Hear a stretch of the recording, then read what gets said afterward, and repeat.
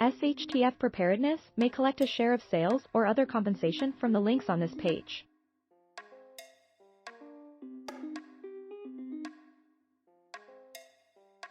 A jury was selected Thursday in the seditious conspiracy case against the founder of the Oath Keepers extremist group and 4 associates, in the highest-profile prosecution stemming from the Capitol riot to reach a trial.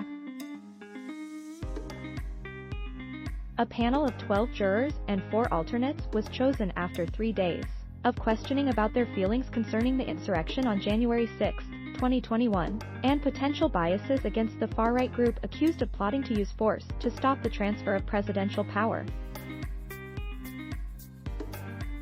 Opening statements are expected to begin Monday in federal court in the case against Stewart Rhodes and his associates, the first January 6 defendants to go to trial on the Civil War-era charge of seditious conspiracy.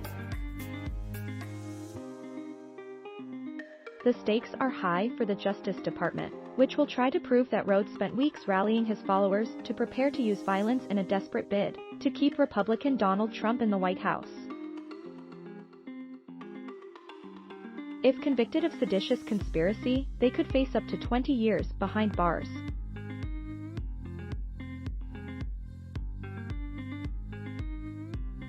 Court records show the Oath Keepers, in the weeks leading up to January 6, discussing paramilitary training and setting up a quick reaction force that could get weapons into Washington quickly if they were needed. Oath Keepers stashed weapons for the quick reaction force at a Virginia hotel and equipped themselves with communication devices, helmets, vests and other battle gear before storming the Capitol with a large mob of angry Trump supporters, prosecutors say.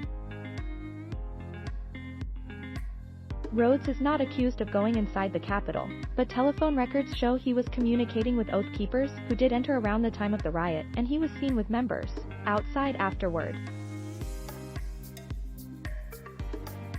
Rhodes, Kelly Meggs, Jessica Watkins, Kenneth Harrelson and Thomas Caldwell face several other charges in addition to seditious conspiracy. Drawing from an original pool of 150 potential jurors, the judge and lawyers individually questioned about half of them over 3 days. U.S. District Judge Amit Mehta disqualified dozens of the prospective jurors, mainly based on concerns about whether they could be fair and impartial.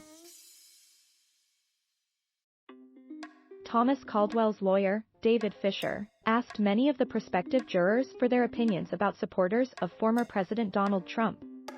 "I don't understand the allegiance to him," said a woman who is an elementary school principal. The judge rejected defense lawyers' request to dismiss her. One of the many lawyers from the jury pool described Trump's diehard supporters as misinformed and referred to the January 6 attack as an insurrection. The judge disqualified him. A few of the jurors are federal government employees, including a patent lawyer, a Transportation Security Administration program analyst, and a man who works for the U.S. Government Accountability Office. The GAO worker said he attended 2 Black Lives Matter protests after George Floyd's killing by a police officer in Minneapolis. He said he has a negative impression of the Oath Keepers, but believes he could be impartial. Another juror is a man who works in human resources for the U.S. Citizenship and Immigration Services and own a home on Capitol Hill. He said his father is a Trump supporter.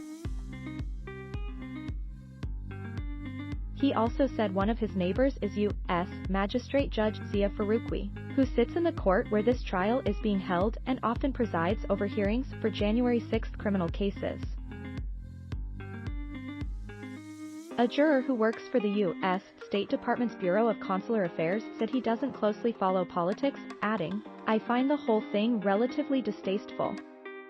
Someone else chosen for the jury works as a healthcare consultant and said he has close friends who are Trump supporters. "I don't understand why people did what they did on January 6, he said.